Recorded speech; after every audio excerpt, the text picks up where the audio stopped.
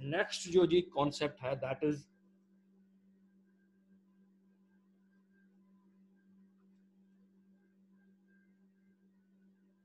Free trade, या इसे आप फ्री ट्रेड एग्रीमेंट। ट्रेड कहते हैं कि जब एक कंट्री दूसरे कंट्री के साथ goods and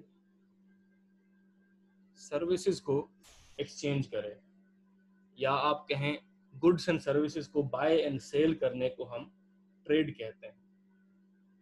free trade agreement important concept है।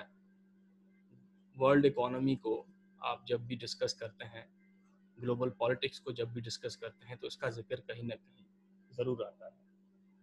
फ्री ट्रेड का मतलब है कि जो सर्विसेज एंड गुड्स बाय और सेल किए जा रहे हैं दो कंट्रीज के बीच में, उसको आसान बनाया जाए। अब आसान कैसे बनाएंगे? आप या तो रिड्यूस करेंगे या आप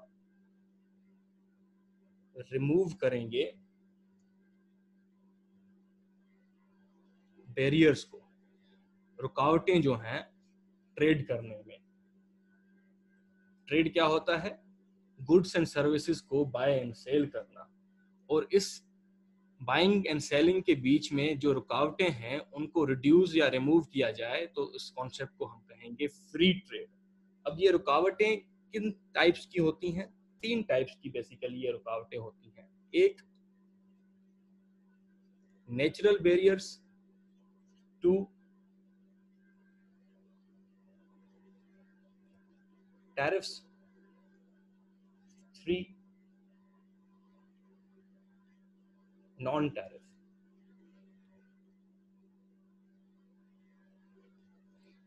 अब ये जो रुकावटें हैं ट्रेड में, मैंने कहा 3 टाइप के बैरियर्स होते हैं जिनको कम करना होता है। नेचुरल बैरियर्स जैसे आपका डिस्टेंस है, जिस कंट्री के साथ आपने ट्रेड करना है वो कितना दूर है। लैंग्वेज का बैरियर है, लैंग्वेज को ओवरकम करना है। एक तो ये नेचुरल बैरियर्स हो गए जिसमें कंट्री का काम नहीं होता, ये नेचुरली होते हैं, इनको भी कम करने की कोशिश की जाती है। दूसरा टैरिफ्स। टैरिफ्स कहते हैं टैक्स लगाना, इसे प्रोटेक्शनिज्म कहते हैं हम। जब एक कंट्री दूसरे कंट्री के प्रोडक्ट्स पे टैक्स लगा दे अपनी प्रोडक्ट को, होम प्रोडक्ट को बचाने के लिए। फॉर एग्जांपल, एक प्रोडक्ट हम चाइना से इंपोर्ट कर रहे हैं, वही प्रोडक्ट पाकिस्तान में अवेलेबल है, चाइना से सस्ता मिल रहा है लोगों को, लेकिन गवर्नमेंट क्या करेगी?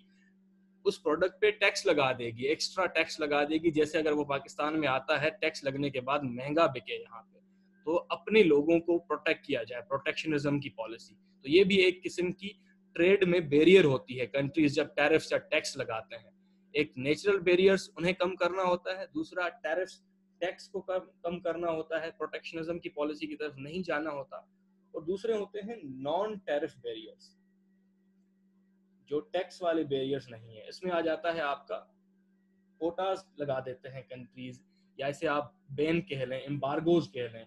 फॉर एग्जांपल, एक कंट्री ए ने कंट्री बी से कुछ चीज़ें इंपोर्ट करनी है, और उसने इंपोर्ट का कोटा लगा दिया कि मैं भाई आपसे इतने बिलियन डॉलर की ये चीज़ इंपोर्ट करूंगा, उससे आगे मैं किसी और कंट्री से इंपोर्ट करूंगा।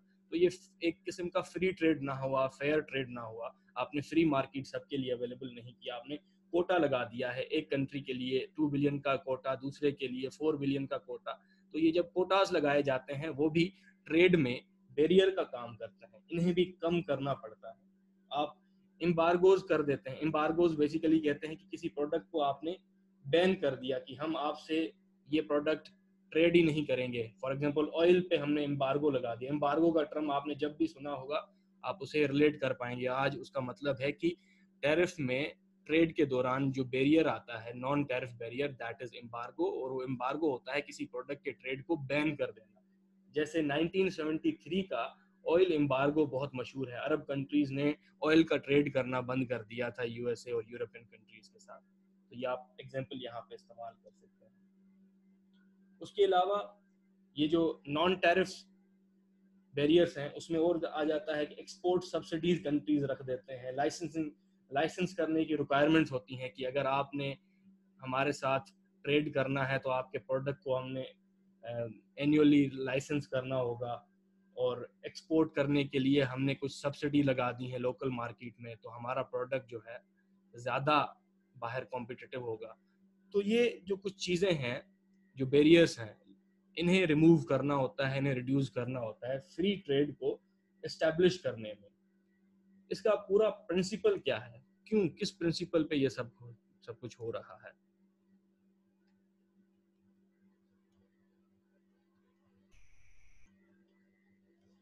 फ्री ट्रेड के कॉन्सेप्ट के पीछे पूरा जो प्रिंसिपल स्टांस है वो ये है कि जब ज्यादा लोग म्यूचुअली बेनिफिशियल एक्सचेंज में अवेलेबल होंगे तो दुनिया के जो रिसोर्सेज हैं वो ज्यादा से ज्यादा यूज हो पाएंगे।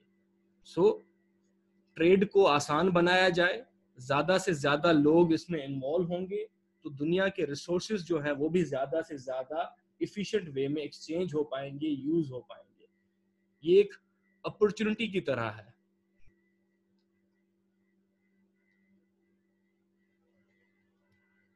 वो कंट्रीज जो फॉर एग्जांपल ऐसा प्रोडक्ट खुद प्रोड्यूस नहीं कर पाते तो वो उसे कहीं और से इंपोर्ट कर देते हैं। Countries can benefit on what they produce and trade what they don't.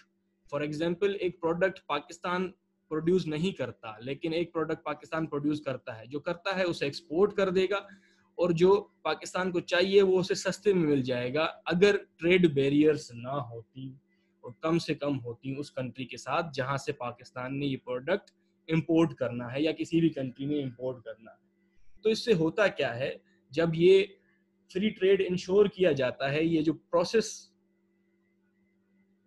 Of specialisation है, स्पेलिंग को करेक्ट कर दो, ये जो प्रोसेस ऑफ स्पेशलाइजेशन है कि एक कंट्री पर्टिकुलर प्रोडक्ट को तैयार करने में स्पेशलिटी हासिल करेगा, दूसरा कंट्री प्रोडक्ट बी को बेहतर बनाने की स्पेशलिटी हासिल करेगा, तो उन्हें पता होगा कि हम इस प्रोडक्ट में एक्सपर्ट हैं और जो हमें चाहिए उसमें कोई और एक्सपर्ट है और हमें सिर्फ इसी पे ही काम करना है। क्यों? क्योंकि फ्री ट्रेड हमारे लिए अवेलेबल है, ये अपॉर्चुनिटी हमारे लिए अवेलेबल है, आसानी से हम ट्रेड कर पा रहे हैं। अब आगे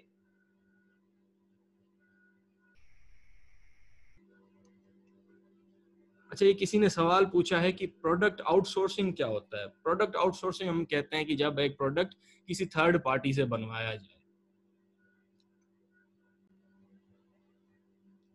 अच्छा जी, अब एक सवाल है कि ये जो फ्री ट्रेड है ये किस तरह से बिल्ड किया जाता है दुनिया में। नंबर वन, स्टेट्स के बीच में फ्री ट्रेड के एग्रीमेंट साइन होते हैं।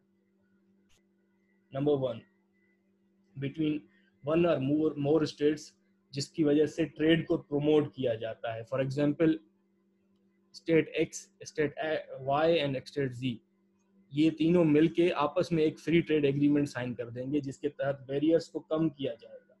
अब इसमें क्या होगा कि ये अपने टैरिफ्स को रिड्यूस करेंगे कि हम अब टैक्स नहीं लगाएंगे, जो नॉन टैरिफ बैरियर्स हैं उनको कम किया जाएगा, कोई भी डिस्क्रिमिनेशन नहीं होगी, नो डिस्क्रिमिनेशन। अब इसका क्या मतलब है, ट्रेड करते हुए आप कोई भी प्रोडक्ट इंपोर्ट एक्सपोर्ट कर रहे हैं तो कोई डिस्क्रिमिनेशन नहीं होगी।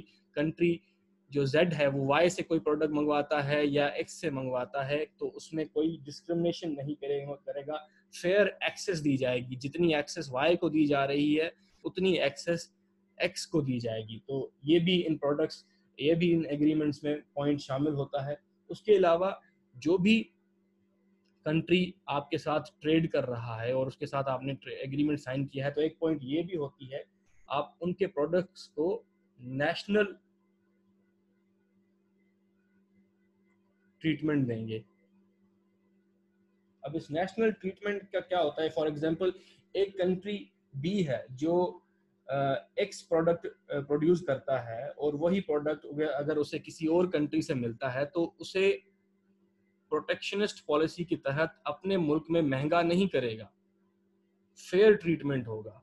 जो प्रोडक्ट वो खुद बनाता है अगर बाहर से इंपोर्ट होके भी वही प्रोडक्ट उसके कंट्री में आता है तो उसको भी वो नेशनल ट्रीटमेंट देगा जैसा अपने प्रोडक्ट को ट्रीट करता है। आर्टिफिशियली एडिशनल उस पर रेगुलेशंस नहीं लगाएगा, एडिशनल टैक्सेस उस पर नहीं लगाएगा। और उसके अलावा इन एग्रीमेंट्स में, फ्री ट्रेड के एग्रीमेंट्स में एक पॉइंट ये भी होती है कि सारे कंट्रीज एक दूसरे को बेनिफिट करने की कोशिश करेंगे, कोई किसी के ऊपर हावी होने की कोशिश नहीं करेगा। और उसके अलावा एक पॉइंट का ख्याल किया जाता है एग्जाम्पशंस का। कुछ प्रोडक्ट्स की एग्जाम्पशंस होती हैं, उसको एक country produce, for example Pakistan के अंदर जो एग्रीकल्चर के प्रोडक्ट हैं, अगर पाकिस्तान किसी कंट्री के साथ फ्री ट्रेड एग्रीमेंट साइन भी करता है तो वो एग्रीकल्चर के प्रोडक्ट्स को एग्जाम्पशंस की लिस्ट में डालेगा कि भाई हम इन पे कंप्रोमाइज नहीं कर सकते, इनको, इस इंडस्ट्री को हम थोड़ा सा अपनी तरफ से एडवांटेज देने की कोशिश करेंगे, सब्सिडी देने की कोशिश करेंगे। ऐसा प्रोडक्ट अगर बाहर से आता है तो उस पर हम एक्स्ट्रा टैरिफ्स भी लगा देंगे, जैसे हमारे एग्री प्रोडक्ट्स जो हैं वो ज़्यादा मार्केट शेयर गेन कर सकें। तो एग्रीमेंट्स के अंदर एक्सेप्शंस की भी एक लिस्ट ज़रूर होती है। मिसाल आप देखें तो यूरोपियन यूनियन ने फ्री ट्रेड साइन किया हुआ है, जो यूरोपियन कंट्रीज हैं। एशियान कंट्रीज ने फ्री ट्रेड साइन किया हुआ है। उसके अलावा ज़रूरी नहीं है कि फ्री ट्रेड साइन करने में सिर्फ ग्रुप ऑफ कंट्रीज हों, 2 कंट्रीज भी हो सकते हैं, तो उसे हम कहते हैं कि वो बायलैटरल ट्रेड है। आइडिया क्या है इस पूरे फिनोमेना के पीछे, फ्री ट्रेड के फिनोमेना के पीछे? अच्छा जी, मीटिंग यहाँ पे ऑफ हो रही है, दोबारा से सारे ज्वाइन कर लें।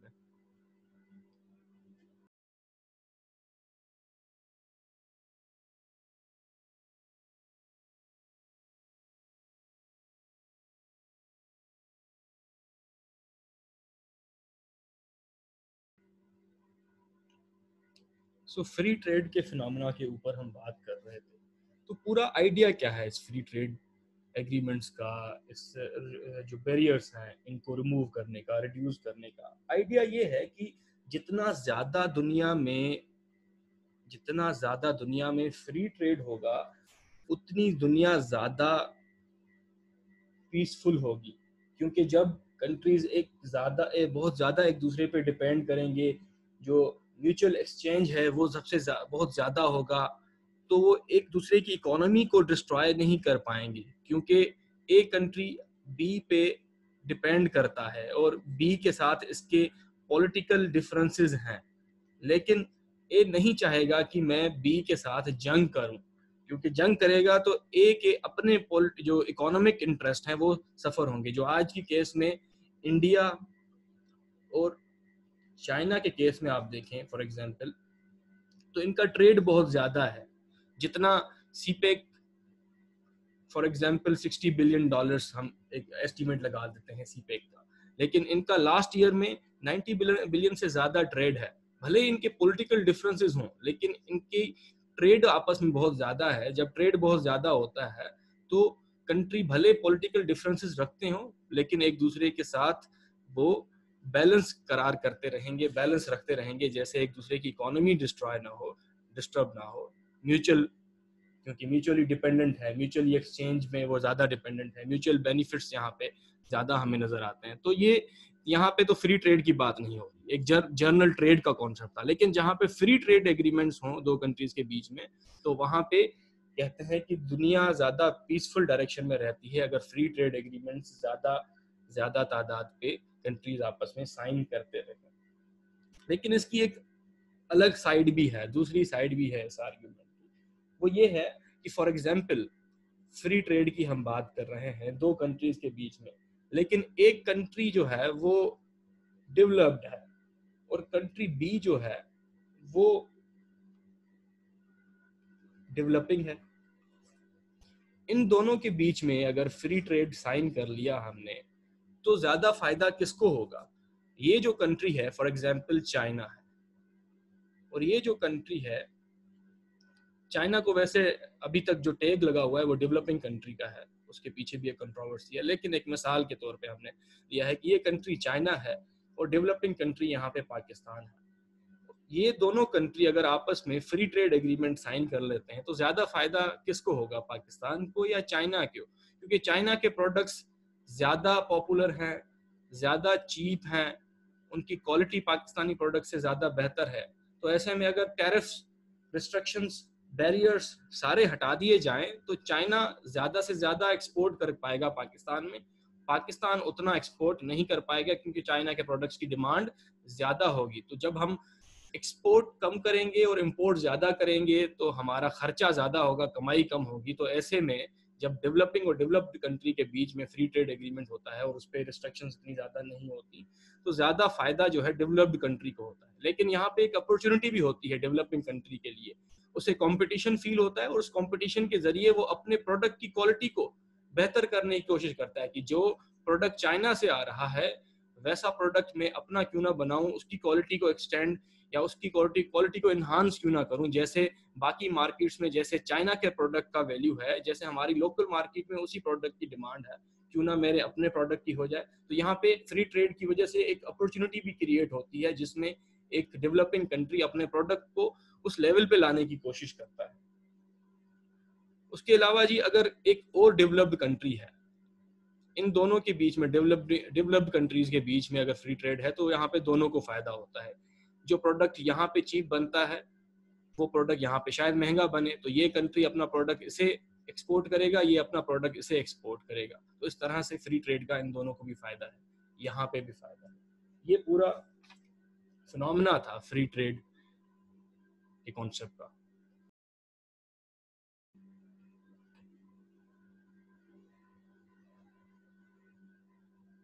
ये कुछ टर्म्स हैं जो आपको सवालों में भी नजर आएंगे, आपको न्यूज़पेपर्स में भी नजर आएंगे जियो से रिलेटेड।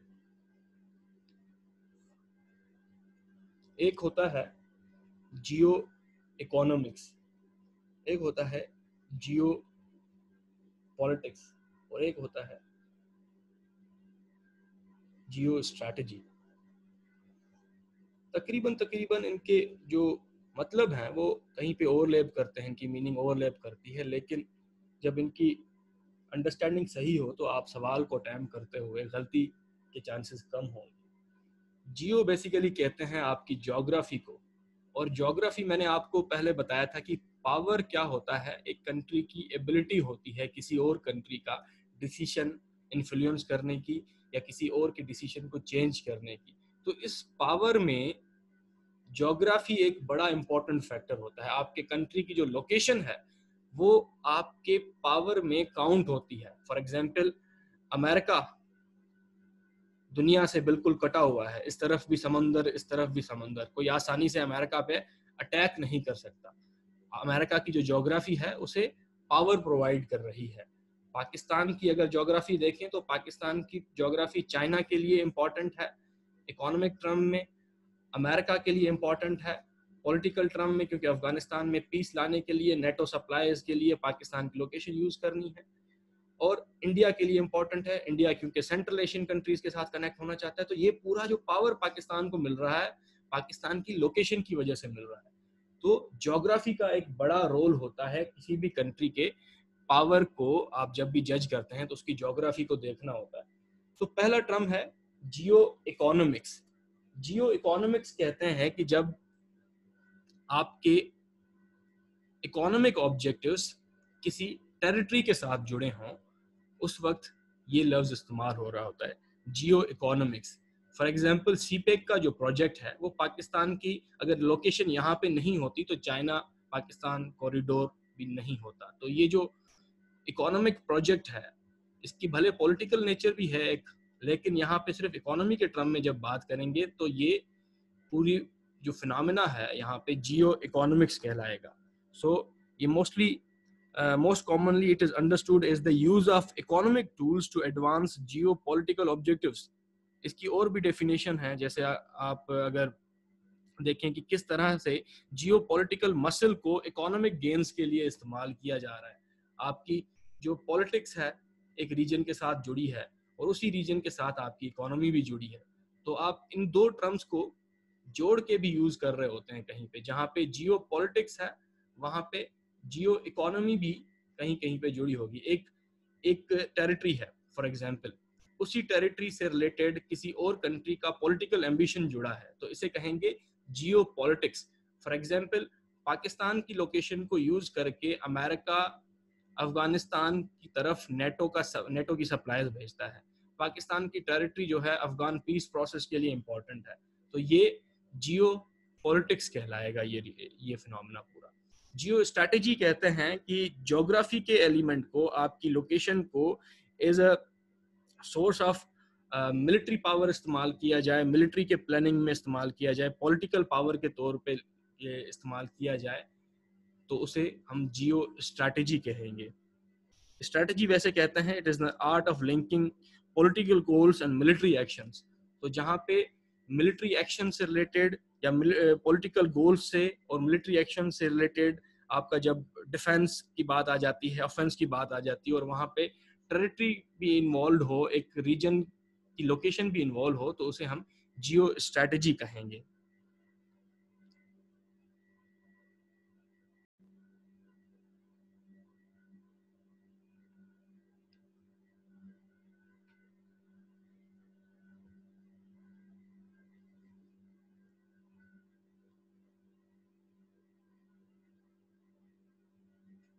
नेक्स्ट जो यहाँ पे कॉन्सेप्ट है दैट इज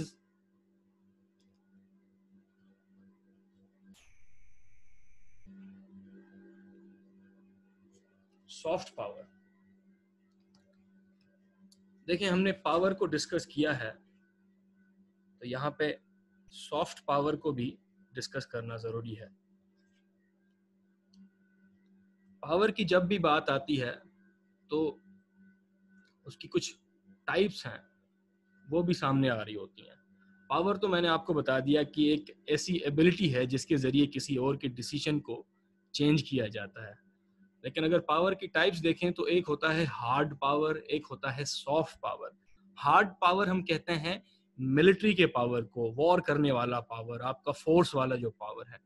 सॉफ्ट पावर होता है वो पावर जो इंटेंजिबल हो, टचेबल ना हो, इनडायरेक्ट आपका इन्फ्लुएंस हो। अब ये सॉफ्ट पावर कौन सा पावर होता है? फॉर एग्जाम्पल, आपका कल्चर, आपका इकोनॉमिक पावर, आपका मीडिया। पावर होता है किसी के डिसीजन को इन्फ्लुएंस करना। सॉफ्ट पावर मैंने कहा कि वो पावर जो इंटेंजिबल हो। फॉर एग्जांपल, यूएसए की बात करें तो उनकी media industry, economic power, assistance provide करना किसी कंट्री को, और अपने वेस्टर्न कल्चर से दूसरे कंट्रीज को इन्फ्लुएंस करना, अपनी मीडिया के जरिए, अपनी मूवीज के जरिए दूसरी कंट्री के नैरेटिव्स को चेंज करना, इसे हम कहेंगे soft power. Soft power basically दूसरों के नजरिए को चेंज करने के लिए हेल्प करता है, किसी की आइडियोलॉजी को बदलने के लिए, किसी के कल्चरल वैल्यूज को बदलने के लिए। ये इनडायरेक्ट पावर होता है और ये बहुत ही ज्यादा इंपॉर्टेंस रखता है जब पावर की बात आती है। फॉर एग्जाम्पल, अमेरिका अगर किसी कंट्री को इकोनॉमिक असिस्टेंस प्रोवाइड करता है तो उससे अपनी बात मनवा सकेगा, क्योंकि उसे पता होगा कि अगर मैंने आज अमेरिका की बात नहीं मानी तो ये जो इकोनॉमिक असिस्टेंस मुझे मिल रही है वो फ्यूचर में आना बंद हो जाएगी। मीडिया के जरिए दूसरे कंट्रीज को इन्फ्लुएंस इस तरह से किया जाता है, डॉक्यूमेंट्रीज बना के, मूवीज बना के उन्हें वही बातें सिखाई जाती हैं जो country A for example believe करता है, और वो अपने बिलीव्स को, अपने वैल्यूज को, अपने कल्चर को, अपनी आइडियोलॉजी को मीडिया के जरिए, मूवीज के जरिए प्रोपेगेट कर देगा। और ये कहीं ना कहीं पे जब पॉलिटिकल डिसीजंस लेने होते हैं दूसरे कंट्रीज ने, तो ये जो सॉफ्ट पावर है उसने अगर अपना यहाँ पे असर दिखाया है तो वो वहां पे रिफ्लेक्ट होती हैं बातें। आप एजुकेशन को भी यहाँ पे टूल कर सकते हैं as a use soft power का। जैसे यूएसए का पाकिस्तान में बहुत मशहूर एजुकेशनल प्रोग्राम है यूग्रेड के नाम से। तो ये क्या करते हैं, यूग्रेड में पाकिस्तान के जो टॉप जहन होते हैं, जो इन्हें नजर आता है कि एक बंदा जो 1000 बंदों को इन्फ्लुएंस कर सकता है, ऐसे लोगों को चुन के अपने कंट्री में बुलाएंगे और उन्हें अपने कल्चर के जरिए इन्फ्लुएंस कर देंगे। तो जब ये एक इंसान वहां से वापस होके आता है, यूएसए की एजुकेशन लेके आता है, वहाँ का कल्चर सीख के आता है, तो वो उनका एम्बेसडर बन जाता है लाइफ टाइम के लिए, और वो अपनी कम्युनिटी को यूएसए के लिए उनकी फेवर में इन्फ्लुएंस करता रहेगा। तो ये भी एक सॉफ्ट पावर का हिस्सा होता है। आपके ये जो कल्चरल एक्सचेंज प्रोग्राम्स हैं, एजुकेशनल प्रोग्राम्स हैं, ये सब सॉफ्ट पावर को एक्सटेंड करने का हिस्सा होते हैं।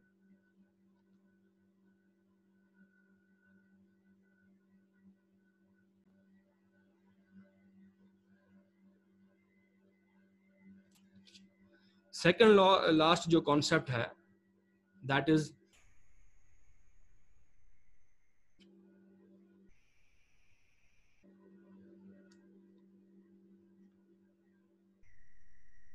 Balance of power.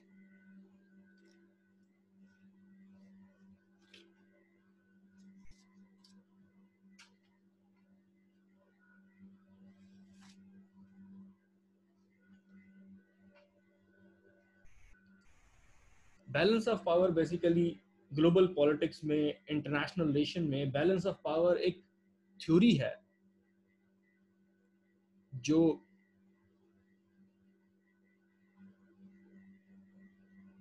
स्टेट्स के या कंट्रीज के बिहेवियर को एक्सप्लेन करती है। ये एक्सप्लेन करती है बैलेंस ऑफ पावर की थ्योरी कि why states act the way they do. वो पर्टिकुलर सिचुएशन में कोई स्टेट किसी तरह रिएक्ट कर रही है तो वो क्यों रिएक्ट कर रही है, ये एक्सप्लेन करता है बैलेंस ऑफ पावर का phenomena. Balance of power realism की थ्योरी का भी पार्ट है। इंटरनेशनल रिलेशन में जो रियलिस्ट हैं, जो मटेरियल पावर को मेन एलिमेंट मानते हैं, स्टेट्स के बिहेवियर को इन्फ्लुएंस करने वाला एलिमेंट ये कहते हैं रियलिस्ट, मटेरियल पावर है। तो उसी रियलिज्म की थ्योरी का हिस्सा है बैलेंस ऑफ पावर का कॉन्सेप्ट। मैंने पावर को पहले ही एक्सप्लेन कर दिया है कि पावर क्या होता है, कि एक एबिलिटी होती है जो किसी के डिसीजन को इन्फ्लुएंस या चेंज करने के लिए इस्तेमाल हो। ये अपने ऑब्जेक्टिव्स को अचीव करने के लिए भी यूज होता है। पावर के टाइप्स मैंने आपको बता दी, हार्ड पावर, सॉफ्ट पावर, और उसके अलावा एक पावर होता है that is smart power. Hard power और सॉफ्ट पावर का कॉम्बिनेशन होता है। हमने सुपर पावर की भी बात की थी कि सुपर पावर होता है अनमेच्ड पावर, जो जिसका कोई मैच ना हो। अब यहाँ पे आ गया है कॉन्सेप्ट बैलेंस ऑफ पावर का। बैलेंस, यहाँ पे जो बैलेंस वर्ड इस्तेमाल हो रहा है, बैलेंस का मतलब है कि दुनिया में पावर की स्टेबिलिटी रखनी है। इक्विलिब्रियम का कॉन्सेप्ट आपने बचपन से पढ़ा होगा, फिजिक्स में पढ़ा था, लेकिन यहाँ पे पावर के केस में कि पावर का इक्विलिब्रियम होना चाहिए। ये स्टेट बिहेवियर की थ्योरी है। ये कहती है बैलेंस ऑफ पावर की थ्योरी कि स्टेट्स जो हैं वो हमेशा इसी कोशिश में होती हैं कि हम अपने पावर को बैलेंस रखें, क्योंकि ये सिस्टम जो है उसमें कोई और किसी और पे डोमिनेट ना कर दे। अब ये for example country A, country B, country C, country D, एक सिस्टम है। तो इस सिस्टम में ये सारी जो स्टेट्स हैं, state A, B, C, D, इन सब की हमेशा कोशिश ये होगी कि जितना पावर बी के पास है, ए कहेगा कि मेरे पास भी उतना ही पावर हो। फिर ये इन दोनों को देख के, सी, ए और बी को देख के स्टेट ये भी अपना पावर उनके साथ बैलेंस या इक्विलिब्रियम में लाने की कोशिश करेगा, क्योंकि हमारा सिस्टम अनार्किक है और कोई भी नहीं चाहेगा कि कोई एक स्टेट ए फॉर एग्जांपल अपना पावर इतना बढ़ा दे जो इन सबको डोमिनेट कर ले। तो इस डोमिनेशन को अवॉइड करने के लिए ये एक रेस कंटिन्यू रहती है कि सिस्टम इक्विलिब्रियम में रहे। अब इस पावर को बैलेंस कैसे किया जाता है? नंबर 1, अपने पावर को बढ़ाया जाता है। एक कंट्री अपने पावर को बढ़ाता कैसे है? अपने आर्मामेंट्स या हथियार जो होते हैं उसकी तादाद बढ़ा के। फॉर एग्जाम्पल ए को अगर लगेगा बी पावर बढ़ा रहा है अपना, तो ए पहला काम ये करेगा कि अपने आर्मामेंट्स को, अपने मिलिट्री पावर को वो ज्यादा बढ़ाएगा। एक ऑप्शन ये होता है अपने पावर को अपने राइवल के पावर के साथ बैलेंस करने के लिए अपने हथियारों की तादाद बढ़ाई जाए, मिलिट्री एक्सपेंडिचर बढ़ाया जाए। नंबर 2, अगर ए के पास उतनी इकोनॉमी नहीं है तो फिर वो क्या करे? फिर वो करेगा अलायंस बना लेगा, किसी और के साथ एग्रीमेंट कर लेगा। 10-12 कंट्री जो फॉर एग्जाम्पल बी के जितने पावरफुल नहीं हैं, लेकिन वो अगर एक साथ मिल जाएं तो बी की बराबरी कर सकते हैं, तो ये आपस में एक अलायंस बना लेते हैं। जैसे नेटो का अलायंस है, कंट्रीज ने मिलकर अलायंस बना लिया है, तो उनसे अगर पावर में कोई कॉम्पीट करेगा तो वो सामने देखेंगे कि एक पूरा अलायंस है, पूरा ग्रुप है, तो वो जो ग्रुपिंग होती है, ये जो अलायंसेस बनाए जाते हैं, ये भी पावर को इक्विलिब्रियम में लाने के लिए, अपना पावर बढ़ाने के लिए होता है। नंबर 3, पावर बैलेंस किस तरह से किया जाता है? वॉर करके, इंटरवेंशन करके, किसी और राइवल कंट्री को वीक करके, दूसरे को वीक करके भी पावर बढ़ाया जाता है। जैसे कहते हैं कि फॉर एग्जांपल ये दो लाइन है, लाइन ए को लाइन बी से अगर आपने छोटा करना है, एक तो ऑप्शन ये है कि आप बी को बड़ा कर दें, तो ये ऑटोमेटिकली छोटी होगी। लेकिन दूसरा ऑप्शन ये है कि इसको तोड़ दें, तो ये तोड़ देने वाला जो ऑप्शन है दैट इज वॉर। अपने राइवल को वीक किया जाए, इंटरवेंशन की जाए। और जैसे डिबेकल ऑफ बांग्लादेश है, ईस्ट पाकिस्तान का टूटना, इंडिया की आर्मी का उसमें इंटरवीन करना और हमारे फौजियों को यरगमाल बनाना, प्रिजनर बनाना, ये भी एक तरीका था पाकिस्तान को वीक करने का, अपना पावर पाकिस्तान से बढ़ाने का। यानी एक मिसाल मैंने यहाँ पे आपको दिया है बैलेंस ऑफ पावर की टैक्टिक्स क्या होती है। अपने हथियारों की तादाद बढ़ाई जाए, अलायंसेस किए जाएं, वॉर की जाए दुश्मन को कमजोर करने के लिए। अब ये जो बैलेंस ऑफ पावर का कॉन्सेप्ट है, ये आज की दुनिया में यूज होता है एक तो हमारे इस इंटरनेशनल सिस्टम को डिस्क्राइब करने के लिए कि हमारा सिस्टम जो है वो कितनी पोलरिटीज रखता है, उसमें कितने पावर्स एग्जिस्ट करते हैं, क्या इधर हमारा सिस्टम यूनिपोलर है, बायपोलर है, मल्टीपोलर है। तो पोलरिटी कितनी है, ये भी बैलेंस ऑफ पावर हमें बताएगा कि एक पावर है जो सबसे ज्यादा पावरफुल है, उसका मैच कोई नहीं कर पा रहा। ये भी बैलेंस ऑफ पावर के कॉन्सेप्ट के जरिए हमें पता चलेगा। दूसरा, ये बैलेंस ऑफ पावर का कॉन्सेप्ट एक्सप्लेन करता है हमारे इंटरनेशनल सिस्टम के वाई पार्ट को, कि कोई भी स्टेट किसी तरह से अगर रिएक्ट करती है तो वो क्यों रिएक्ट करती है, किसी ने अलायंस बनाई तो क्यों बनाई, किसी ने अपने हथियारों पे खर्चा किया तो क्यों किया। तो बैलेंस ऑफ पावर का कॉन्सेप्ट वहां पे प्ले में आ जाता है, वो इस फिनोमेना को एक्सप्लेन करता है। और उसके अलावा ये बैलेंस ऑफ पावर का कॉन्सेप्ट गाइड भी करता है नेशंस को उनकी फॉरेन पॉलिसी बनाते वक्त। आप जब भी अपनी फॉरेन पॉलिसी बनाएं तो आपने अपने राइवल्स को बैलेंस ऑफ पावर के प्रिज्म के जरिए देखना है, उस लेंस से देखना है। और आपको फॉरेन पॉलिसी में, एक्सटर्नल गोल्स में, आपने अगर मिलिट्री एक्सपेंडिचर को बढ़ाना है, अलायंसेस बनाने हैं, तो ये सारा आइडिया भी आपको बैलेंस ऑफ पावर की आइडियोलॉजी से मिलता है।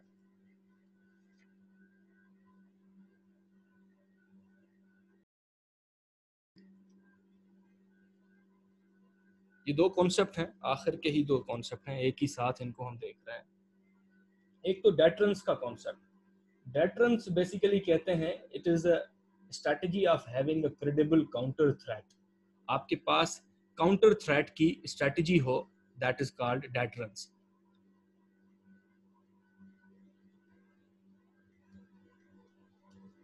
आसान लफ्जों में, आपको दुश्मन को डराने के लिए कुछ ऐसा आपके पास मौजूद हो कि उसे लगे कि अगर आप पे वो हमला करेगा तो वो खुद भी सफर करेगा।